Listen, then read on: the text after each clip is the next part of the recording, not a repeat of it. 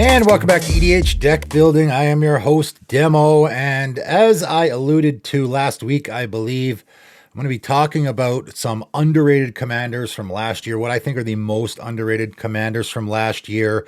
I went through all the sets, and I base this a lot on a couple of different things. As far as underrated goes, that can mean a lot of different things. Underplayed, undervalued, however you want to look at it.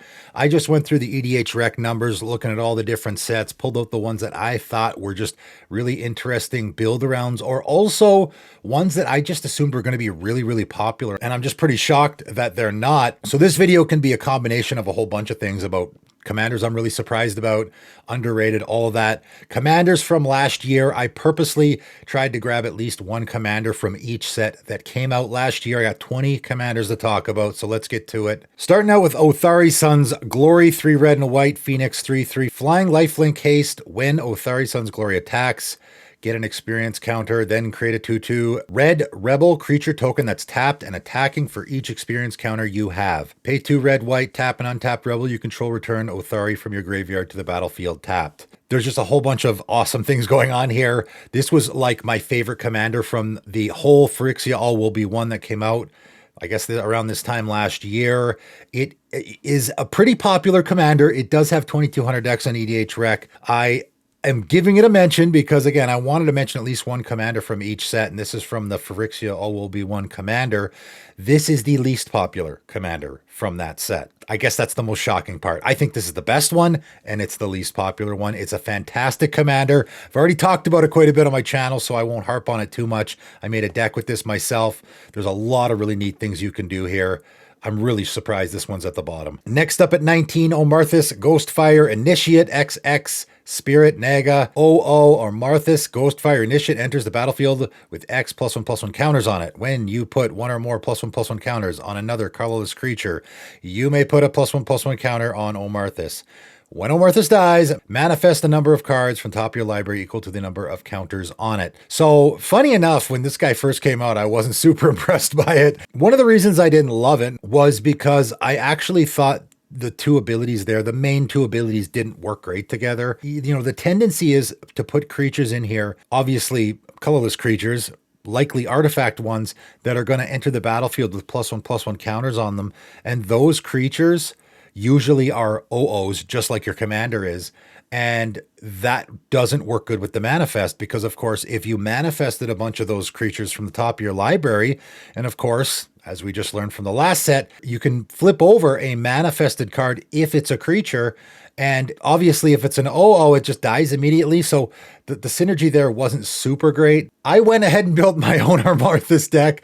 I have it myself. It is a pretty neat deck. It's not my best deck ever, but it is a pretty neat deck. I figured out some really interesting things to do there. Again, this isn't super unpopular. It does have 900 decks on EDH Rec, which is pretty darn good for a commander that, just came out last year and is colorless. But again, I wanted to mention at least one commander from every set. All right, moving on. The 13th Doctor, 1 green and a blue. Time Lord Doctor 2/2. Whenever you cast a spell from anywhere other than your hand, put a +1 counter on target creature. That is something fantastic to build around. But also, at the beginning of your end step, untap each creature you control with a counter on it. Another two very fantastic build around abilities here. I guess on top of all of this, whenever you look at any of these Doctor commanders, for anyone who's not familiar with the Doctor Who set, there is the Doctor's Companions, very similar to Partner. So you can add pretty much any color you want to this, on top of it already being Simic, which is great.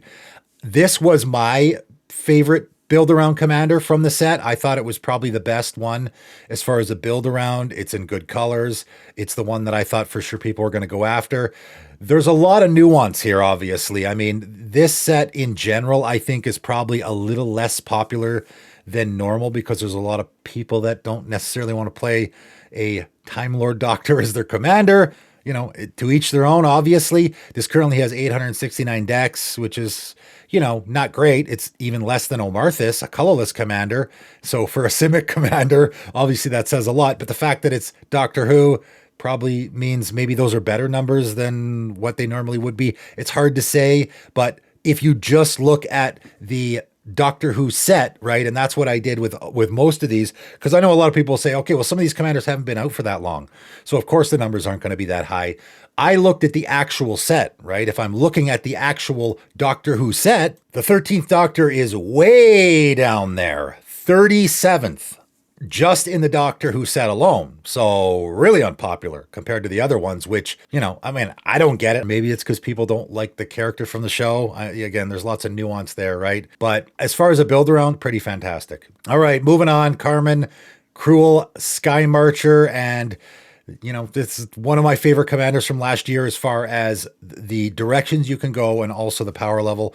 3 white and a black vampire soldier 2/2 with flying. Whenever a player sacrifices a permanent, put a +1/+1 counter on Carmen, Cruel Sky Marcher, and you gain 1 life. So as I've been saying so much lately, if we just stop there, you have a commander that anytime anyone sacrifices a permanent, which of course is happening all the time in a commander game, you're getting you the trigger off your commander. That's already great. You can build around it where you either sacrifice stuff yourself or you force sacrifices. So there's already a ton to build around here. You're putting counters on your commander, lots to build around there, and you're gaining life. So we could do the life gain theme, which black and white does really, really well. But on top of that, we have another ability. We don't even need this other ability in order to make this a good commander, in my opinion. But we got something else here. Whenever Carmen attacks, return up to 1 target permanent card with mana value less than or equal to Carmen's power from your graveyard to the battlefield. So recursion for permanents stapled on your commander. It's not hard for your commander to get bigger. Obviously with that first ability, this does have 1,300 decks currently on EDHREC. And again, it is relatively new. But again, just looking at the set it just came out with, this to me, when I first saw it, I'm like, oh wow, that's going to be insanely popular. That was my first guess. No, not really. There's 11 commanders from Lost Caverns of Ixalan that are more popular than Carmen. 11? It's kind of a lot. Pretty surprising. Surprising for me. I think this is a phenomenal build around, and I'm actually shocked it's only got 1,300 decks. Next up, the Rog of Moria. 4 black, black, and a red Avatar Demon 8/8 trample haste. When the Rog of Moria dies, you may exile it. If you do, for each opponent, exile up to 1 target creature that player controls. And also has cycling 3 and a red. And whenever you cycle the Rog of Moria, create 2 treasure tokens. And as I talked about in the video that I did last year, here I'm talking about commanders that aren't super popular, but this is one of the ones that I talked about in that video that they're the most unpopular of all the commanders last year. This only has 15 decks currently on EDHREC. And yes, we got a lot of commanders yet last year. And of course, we got an absolute ton in the Lord of the Rings set, more than any set ever. But I still think this is a pretty good commander to build around. And it's funny to me how unpopular this is. If you just had a commander that was an 8/8 trample haste demon that when it dies, you get to exile all your opponent's best creatures. Boy, that seems pretty good, doesn't it? I mean, 7 mana is a lot, but for what you're getting, that seems pretty good. My guess here is that people don't want to build around this commander because the cycling part doesn't really apply. Like, oh, I can't do that. I can't cycle from the command zone, and I can't get the treasure tokens. To be quite honest, I don't think that's a great ability. Paying 4 mana to cycle your commander and create 2 treasure tokens doesn't seem super good. Essentially, that's 4 mana, draw a card, and create 2 treasure tokens, which is terrible. That's a terrible rate. Now, it does work. You can do that. I did build this deck, and I did factor that in a little bit. You know, putting a Netherborn Altar in this deck is totally worth it because, of course, your commander does cost a lot. So when it dies, you have it go to the graveyard, exile it, exile your opponent's creatures. You don't have to, by the way. If you just want to have, if you have a reanimate in your hand, you can not use that ability, right? You may exile it. You leave it in the graveyard and you reanimate it again. If that's what you want to do. You don't have to exile your opponent's creatures with it. You don't have to exile it from your graveyard. But the Netherborn Altar thing works with that ability, but also works with the cycling if you want to do that. Now I can put my commander into my hand, then cycle it and get that stuff, and then reanimate it. So it all works. I think it's a pretty good commander. Like 15 decks, of course, that's the least on this list by a long shot. That's essentially nothing, right? 15 decks is essentially nothing. There are so many way worse commanders that have way more decks than that. This one's pretty shocking. All right, Malcom, Alluring Scoundrel, 1 and a blue, Siren Pirate, 2/1, flash and flying. Flash on your commander is always good, especially when your commander has a combat trigger, because of course you can flash it out and then immediately attack with it on your turn. So whenever Malcom, Alluring Scoundrel deals combat damage to a player, put a chorus counter on it. Draw a card, then discard a card. If there are 4 or more chorus counters on Malcom, you may cast the discarded card without paying its mana cost. Wow. I'm actually shocked that I missed this one. I didn't talk about at all on my channel. And funny enough, I was making a deck that was doing a lot of looting, and I threw this guy into the 99. And I was playtesting that deck, and I'm like, wow, this is a really powerful ability. I got this guy out on turn 2, and you start attacking with him. And, maybe if you had this guy as your commander, people would pay more attention to it. But nobody was paying attention to it. I was getting in for damage. I was looting, which is great. That's just good value. And again, draw a card, build around that, discard a card, build around that very easily. The 4 or more counters, obviously you can get in for combat damage 4 times, but you can also proliferate, which blue does really, really well. So getting to 4 counters is easy. And then you just start casting stuff for free. The flash part also plays in really well with the control theme. So it's very easy for me to flash out my commander on my opponent's end step, untap. Now I can hold up counterspell magic all the time until I can get 4 counter. And it's very easy for me to protect my commander, or phasing, or whatever you want to use to protect your commander. And then eventually I just start casting expropriates for free. I mean, it's pretty shocking that this isn't more popular. Maybe it just didn't get any attention. Again, it flew under the radar for me, but this guy seems pretty good. 441 decks currently on EDH Rec, which, again, pretty new set for sure, but just in the ranking in that set alone, it's way down there. I think it's a great commander. All right, let's talk about Kinzu of the Bleak Coven. And of course, as most viewers of this channel know, I do have this deck myself. 4 and a black, Phyrexian Vampire, 5/4 flying. Whenever another non-token creature you control dies, you may pay 2 life in exile. If you do, create a token that's a copy of that creature, except it's a 1/1 and has Toxic 1. So I will first say, I think of some of the things that might turn people off of this commander is they don't like the exiling from their own graveyard, which I get it. A lot of people, black does the graveyard thing very well. However, to me, it's even better value. And when you have a creature, like if I have a Ravenous Chupacabra in play, and that's what I went with this deck, is mostly sort of the ETB value creatures. I have that Ravenous Chupacabra, comes into play, I destroy a creature, then it dies. Obviously, I have lots of sack outlets in that deck, so I can do it at my convenience. High market, I sacrifice my own Ravenous Chupacabra in response to a creature I want to get off the table immediately. It comes back into play and kills that creature at my convenience because my commander's making a token copy of it, right? So a lot of people might say, oh, well, I can't reanimate those creatures from my graveyard. Okay, how often are you going to be doing that? Essentially, you get a free reanimate off your commander with every creature. That seems pretty good. What, you're going to be reanimating every creature from your graveyard in a black deck? I mean, I guess you could with a Living Death or something like that, but I don't think you're getting as much value off of it as you can off your commander's ability. The Toxic one, I don't build around at all, and I would recommend that people, again, if you're doing that, I wouldn't even worry about that. I have never used it, not even once. I think this is a great commander. It's only got 200 decks currently on EDH Rec. And again, this guy's been out for more than a year now. So 200 is almost nothing really in the commander format now. And I think this is a great commander. There's a lot of neat things you can do here. Next up, Kethic Crucible Goliath. 2 black, red, Phyrexian Beast 4/4. At the beginning of your end step, you may sacrifice another creature. If you do, reveal cards from the top of your library until you reveal a non-legendary creature card with lesser mana value. Put it on the battlefield, then put the rest on the bottom of your library in random order. I really like this commander a lot. I almost went with this one myself. I don't currently have a Rakdos deck, and I was toying with the idea of possibly...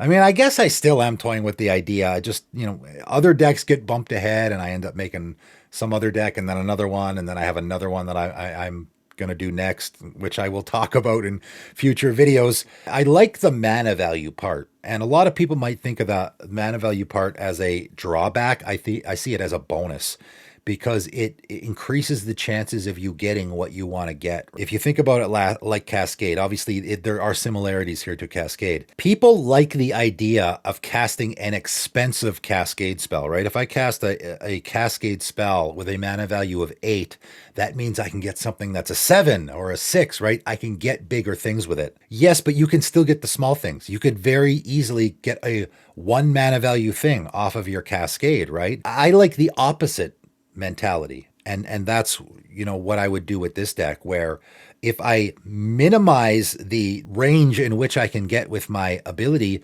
then I'm more guaranteeing myself what I can get. And in fact, you can narrow it so much that you can guaranteed get what you want. And in fact, again, as I talked about, you could build even a secret commander with this deck. What you could do is guarantee, because of what you put in your deck, obviously, the exact mana value you're going to get. And because it's only a non-legendary creature, if you put lots of legendary creatures in your deck, then the non-legendary one is going to be the one, or non-legendary ones are going to be the ones that you're going to guaranteed get. That's the build around part that I think is really interesting. And then on top of that, as I did when I built this deck on my channel, the beginning of end step sacrifice triggers, which is very easy to do, or even unearth, beginning of end step exile this card, this token, this whatever, which black and red has an absolute ton of, just gives you free value with your commander's ability, right? If you stack the triggers appropriately.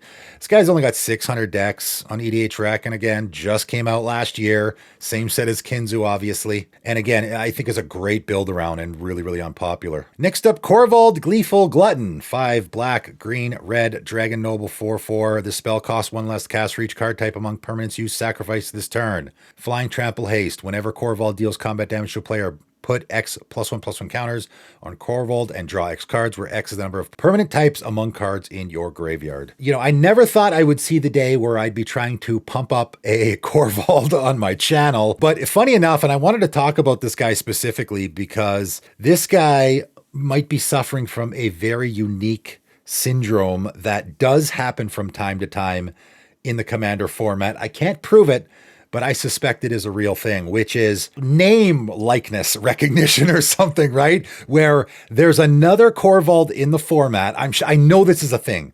There's another Korvold in the format that is way, way, way more powerful than this one.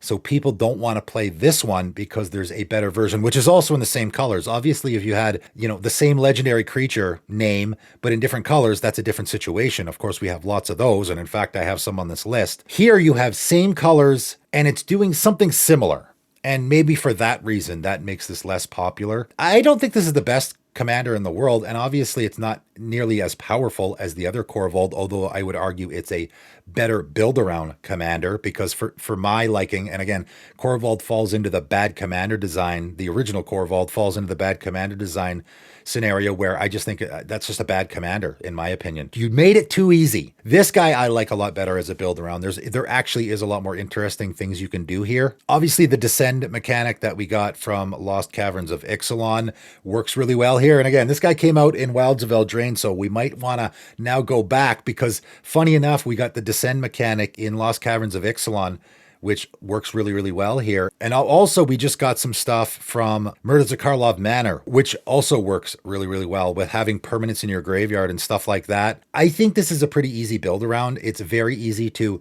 just get a couple of permanents in your graveyard, and then your commander doesn't cost that much, can attack immediately. I only have 2 permanents in my graveyard, which of course is the easiest thing in the world, creature and land, right? Now, every time my commander connects, I put 2 +1/+1 counters on it and draw 2 cards. That seems pretty good, right? And then the rest of the deck can just be whatever you want. Any kind of sacrifice or graveyard strategy, right? There's lots of different things you can do there. This commander's very open-ended. I think you got the card draw ability on your commander. 682 decks. Doesn't seem like very much. I mean, again, I don't think it's the greatest commander in the world, but it's possible that this commander might be suffering because it has a relative, whatever you want to call it, that is so much better, that's making it look bad. Let's talk about Arwin, Mortal Queen, 1 green, white, elf, noble, 2/2. Arwin, Mortal Queen enters the battlefield with an indestructible counter on it. That's a pretty great thing to have on your commander, right? Pay 1, remove an indestructible counter from Arwin. Another target creature gains indestructible in a turn. Put a +1/+1 counter on a lifelink counter on that creature, and a +1/+1 counter and a lifelink counter on Arwin.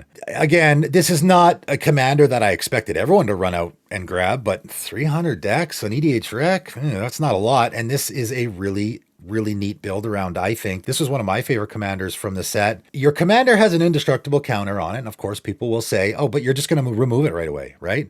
No, you don't have to remove it right away. Having your commander come down and be indestructible as soon as it hits the battlefield is really nice. Then we can proliferate that indestructible counter. And I think obviously you're going to want proliferate in this deck, regardless of what you're doing, right? Just start piling those indestructible counters on your commander. And then again, the really interesting build around part here is I start moving counters around on creatures I control. You're doing the +1/+1 counter theme. You're doing the counter theme in general, which is very open-ended. I like the lifelink here as well, because now we can do the life gain theme.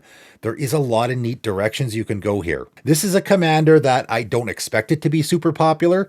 300 decks is almost nothing now in the Commander format, as I said, but I'm encouraging people to give it a try because I think there's a lot of neat things you can do with this one. Saint Traft and Rem Corollas, again, one of my favorites from last year. I had this on my best from last year video just because I think it's really unique and interesting. And there, again, is a lot of different ways to build around it. White, blue, and a red. Spirit Human 3/4. Whenever Saint Traft and Rem Corollas becomes tapped, create a 1/1 red human creature token. If it's the first time, this ability resolved this turn. If it's the second time, you create a 1/1 blue spirit creature token flying. If it's the third time, create a 4/4 white angel creature token with flying. And whenever you cast a spell that has Convoke, untap Saint Traft and Rem Corollas. As I said before, I would have loved that they didn't put the Convoke part on there because, again, that just makes people want to go down that direction, right? You could have very easily just had that first giant paragraph of a first ability. That is a ton to build around. Not only do I want to tap my commander, which of course you can just do by attacking, I also want to untap my commander. So I'm both in the tapping and untapping theme.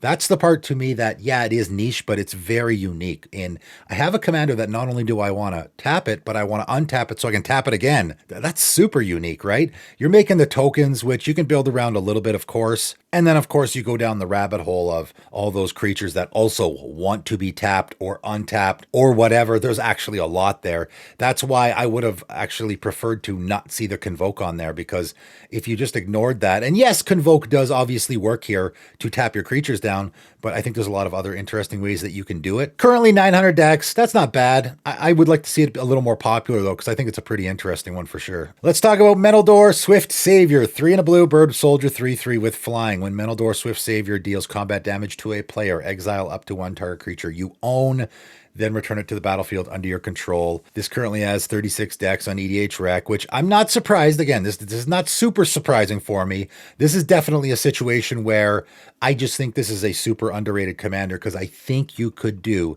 a really interesting build around, right? I would say all of these commanders are divided into 2 categories. Category number 1 is I'm shocked this is so unpopular, like Carmen, where I just thought this was going to be super popular because it seems like it's a powerful commander that's a great build around. And then ones like this where I'm not that surprised it's this unpopular, but I have some really good ideas here that you could use that I think would make for a really interesting build around. And funny enough, spoiler alert, my personal decks have changed. I used to have 2 mono blue decks. I'm now down to 1, and I am considering both this and also the Malcom as a mono blue deck for me if I was going to make another one.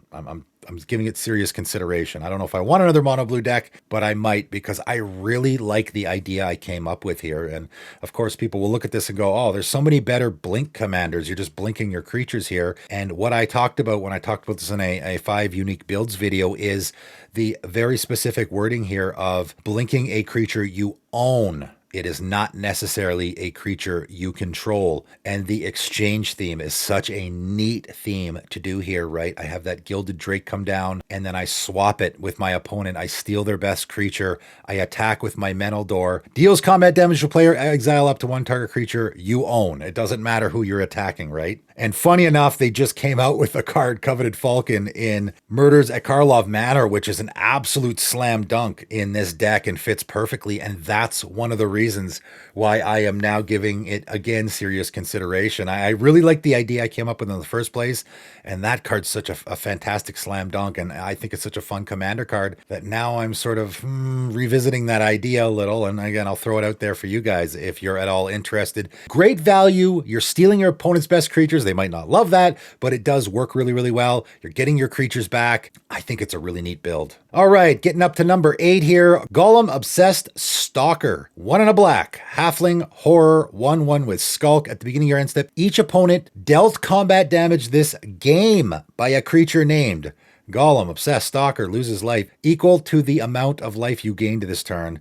This is such a neat build around, and I will just say in the 99, it's also fantastic. If you have a black-white or green-black, maybe, any life gain deck with black in it, this guy should be in the 99. He can be a real game ender in a deck like that. I put a deck recently together where Ikra was one of the commanders, and it wasn't really a life gain theme, but I was like, you know what? I'm going to throw this guy in the 99 because every time my commander connects, I've now gained 7 life, and if this guy connects, you know, whoever was dealt damage by him this game, loses 7 life. That's pretty good. That helps close out the game really, really well. Now, if you're building it as a commander, the mono black life gain theme isn't super great. I think it's good enough, right? It certainly is not going to be an issue for you to find ways to gain life in mono black. The part that I really like about this commander, though, is that wording, right? Each opponent dealt combat damage this game by a creature named Golem, Obsessed, Stalker. You only have to get in once this game with your commander, that's it, and then never have to attack with it again. And in fact, it doesn't actually have to be your commander. You can have a token copy of your commander if you want to, and have that get in for damage. You could do, I mean, you would have to use like Mirror Box or something. You could do a deck like that where you get in for damage, but once you get in for damage with each individual opponent, now all you have to do is worry about gaining life, and your commander just sits there. I think it's a really neat one. I don't know. It's just very, very unique. 753 decks, that's not bad. But again, if we're looking at the Lord of the Rings commander set, that's way down there as far as popular commanders in that set.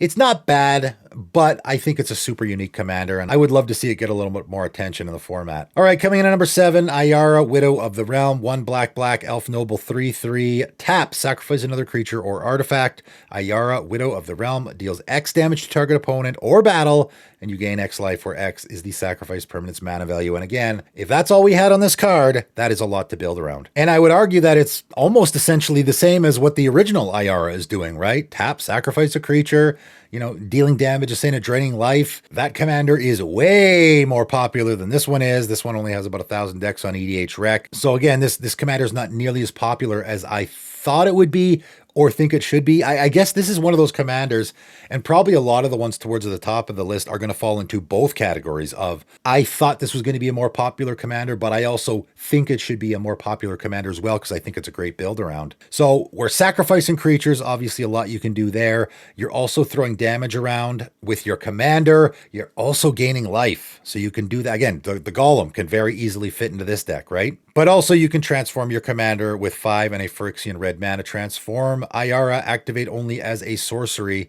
and it flips over into Ara Furnace Queen. Phyrexian Elf Noble, 4/4 at the beginning of combat on your turn. Return up to 1 target artifact or creature card from your graveyard to the battlefield. It gains haste. Exile it at the beginning of the next end step. Man, that's pretty great, right? So this commander can be essentially built in 3 ways. You can build the front and just build around the front, and that's it. And don't worry about the back at all. You can build around the back and don't worry about the front at all, right? You can just have a situation where I just cast my commander whenever I'm ready to flip it over. Or you can play this deck like I would probably play it, which is I get this command, the 3 mana value, not very expensive. Front comes out first.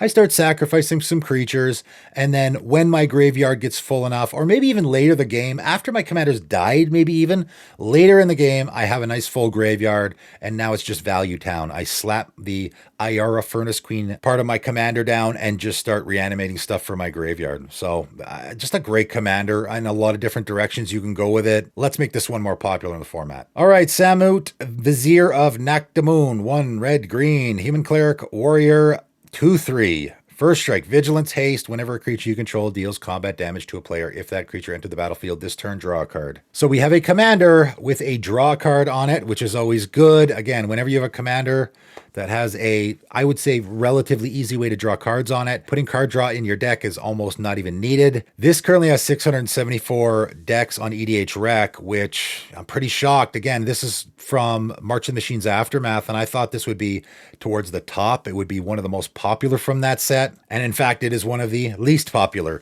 from that set. It's number 16 from that tiny little set that only had like 50 cards.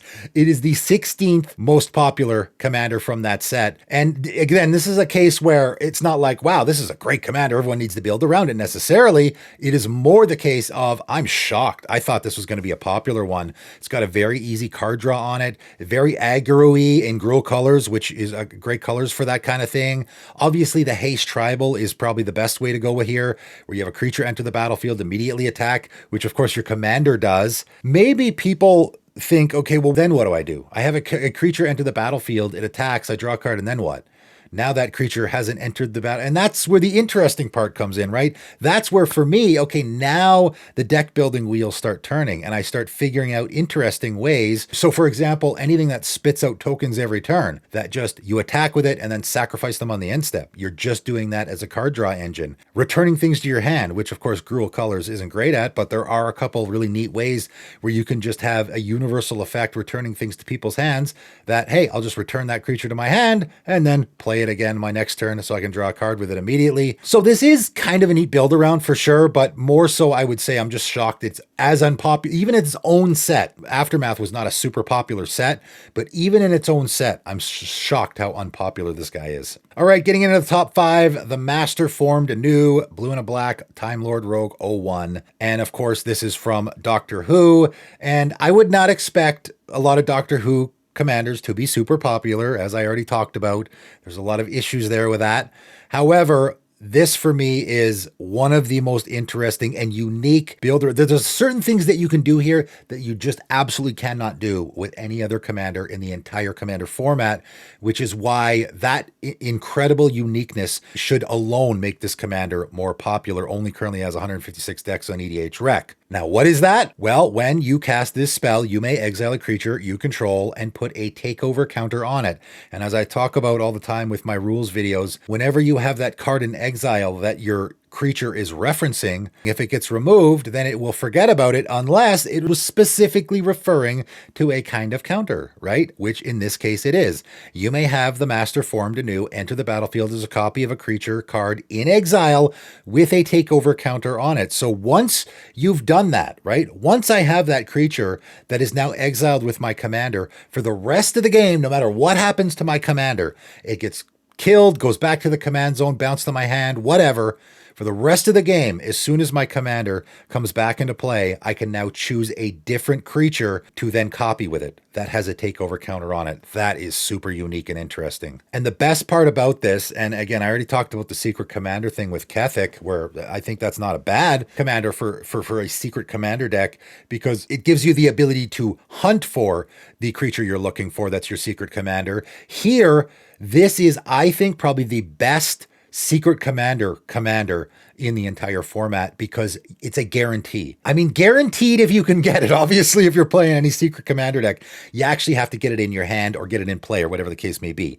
That already goes without saying. Aside from that, it's a guarantee because once I have exiled that creature with my commander essentially becomes that creature. If you want to build your entire deck around any non-legendary creature in blue and black, the Master formed anew is the commander for you because you just have to get that creature in play when you cast this spell. So this is a cast trigger, which is very important as well. So you immediately have your commander when it enters the battlefield for the first time, it gets to become a copy of that creature, right? And for the rest of the game, you don't have to worry about your secret commander getting exiled or killed or whatever, because now your commander is essentially that card. But on top of that, you can get into some other neat shenanigans here, like the blinking theme is really great because, of course, you have your commander. Your commander's a clone. It's going to enter the battlefield as a copy of any of those creatures with takeover counters on it. So now I can start getting into the shenanigans where I have an indestructible creature in exile with a takeover counter on it. Blink my commander in response to a board wipe to save it. Blink my commander in response to a swords and copy that creature in exile that has hexproof, something like that. So many neat things that you can do here with this guy. I don't think I'm super surprised that it's this unpopular, but it is super, super unique. There is no commander that is doing this without question. So for that reason alone, I think it needs to be a little more popular in the format. Let's talk about Charade of Numbing Depths, 2 white and a blue with Merfolk Wizard 2/3. When Charade of Numbing Depths enters the battlefield, tap target creature an opponent controls and put a stun counter on it. Whenever you tap one or more untapped creatures your opponents control, draw a card.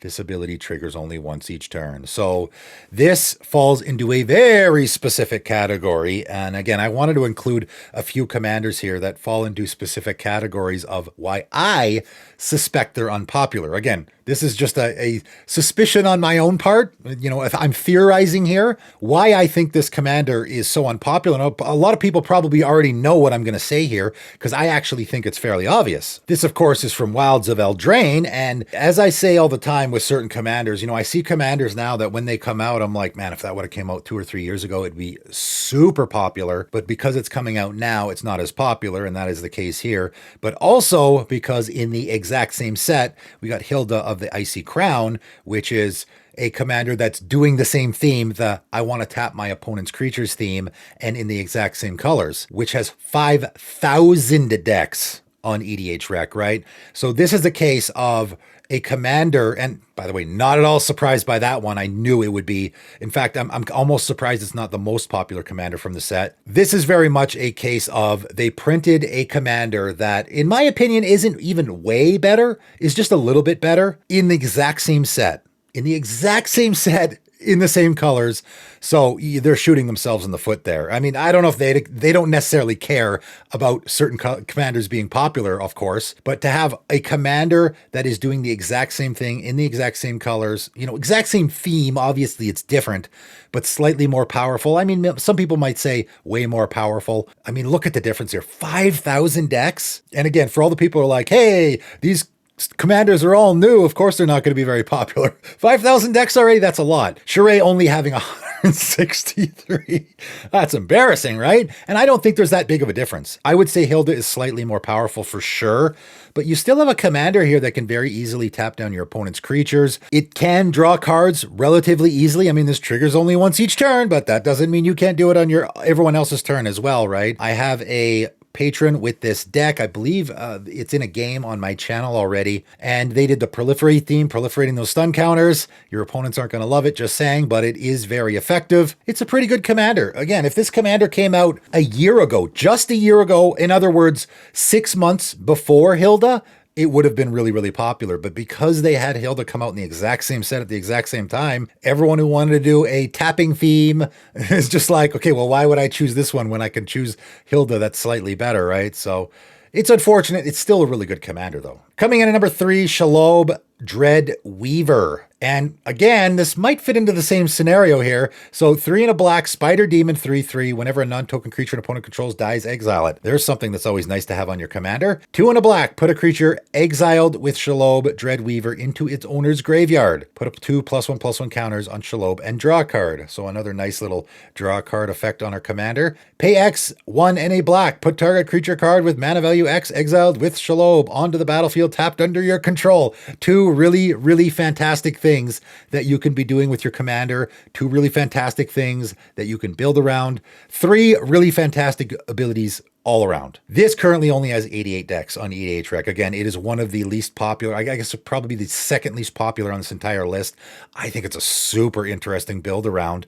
But again, this is another situation where, I mean, likely, probably a lot of the reason is we had the same commander in the same set that is so much better that everyone is going to prefer to go after, right? And yes, this is another case, and I'm sure people will bring up, oh, there's so many commanders from last year, so many commanders from Lord of the Rings, sure, but Shelob, Giant of Ungoliant, the other Shelob from this set, the black-green one, currently has 5,800 decks already. So you look at the comparison between those two commanders, this is even worse than the other one. And it certainly is the case, even though these guys aren't very similar, right? The other example I gave with Hilda and Shirei is there's 2 commanders that are same colors doing the same theme in the same set. Here's a situation where, again, it's sort of the same name thing a little bit, where the people that wanted to build the Shelob deck, well, they'll just choose the way, way more powerful version. But again, for me, I like the underwhelming commanders. That Shelob is certainly going to be a commander that is going to make you a target if it's in the command zone, I imagine. This one is certainly not, although I guess you could make the argument that, well, people don't want their creatures stolen, so I guess, maybe. But there is some really interesting things going on here, and a super interesting build around, in my opinion. The +1/+1 counters, you're drawing the card, you're exiling your opponent's creatures, and of course, putting them under the battlefield under your control. Pretty neat commander, I think.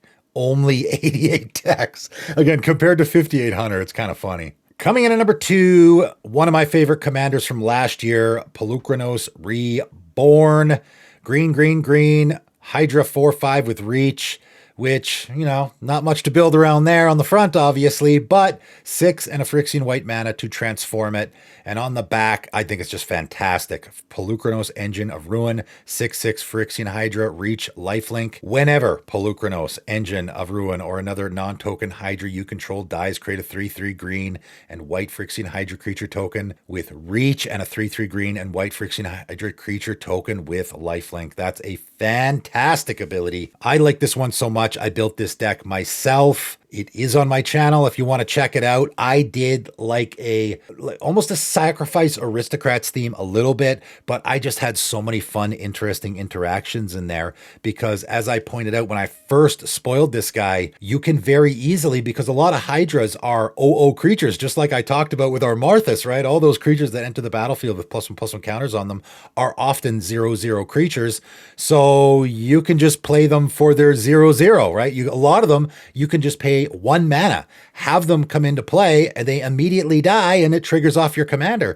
So the easiest way, you know, worst case scenario here is I could Green Sun Zenith, go get that 1 mana Hydra, have it enter the battlefield, and now I've just created a 3/3 green Phyrexian Hydra with Reach and then another one with Lifelink. That seems pretty fantastic. That's great value. And there's a whole lot of really, really neat things that I did. So this is another one that fits into the category of, I'm shocked it's this unpopular. It is 1,450 decks. Again, that's not bad, but if you look at the commanders from March in the Machine, it's way down there. And I think it's a great commander. Really neat things you can do there, and also pretty decent power level as well. Coming in at number 1 for me is one of the most interesting commanders, I think, from last year, and probably my favorite from the Lord of the Rings set. The Watcher in the Water, 3 blue, Kraken 9/9. The Watcher in the Water enters the battlefield tapped with 9 stun counters on it. That's not fantastic. However, whenever you draw a card during an opponent's turn, create a 1/1 blue tentacle creature token, and whenever a tentacle you control dies, untap up to 1 target Kraken and put a stun counter on up to 1 target non-land permanent. So that first part, you know, having the stun counters on your commander, I don't, just ignore it. I mean, your commander is a 9/9. So if you eventually get all those counters removed, and of course, there's a lot of really interesting ways to remove counters from stuff. There also is really interesting ways to move counters around. So already there's a lot we can build around there, but those other 2 abilities are so fantastic. Whenever you draw a card on an opponent's turn, that's great. Lots of ways to figure out how to do that. Create a 1/1 blue tentacle token. Lots you can do there. And whenever that tentacle dies, untap a target Kraken you control. So I can do Tentacle Tribal here, funny enough, and you can actually do Changelings. There are some other tentacles, but Changelings obviously the best way to do that. On top of the tentacles you are making, you can do the Proliferate theme here. You can do the tapping, untapping theme. You can do the creating tokens theme. You can do the, you know, I'm drawing cards on other people's turn theme. You can do having your tentacles die. There's just so much going on here. So much. And again, another mono blue. Like, I don't know how I'm not going to have another mono blue deck at some point, because just in this video alone, there are 3 mono blue commanders that I kind of want to build decks around, because this one in particular, super interesting and so many unique ways to go with it. I just think it'd be a super fun commander to play. 900 decks currently on EDH Rec, not a whole lot. And again, if you compare it to some of the other commanders just from that set alone, it's way, way down there. I think this is a great one. Again, I'm encouraging people, I would say for the most part with the commanders I've mentioned here, I am encouraging you guys to go after them yourselves, because I think there's pretty super interesting build arounds. They are the most underrated commanders from last year, in my opinion. Either they are commanders that I thought should be way, way more popular than they currently are, or they're commanders that are just super, super unpopular and definitely need some more attention. So maybe you guys can go ahead and do that. You guys let me know in the comments below what you think, if you have any of these decks. That is it for today, though, and thanks for tuning in.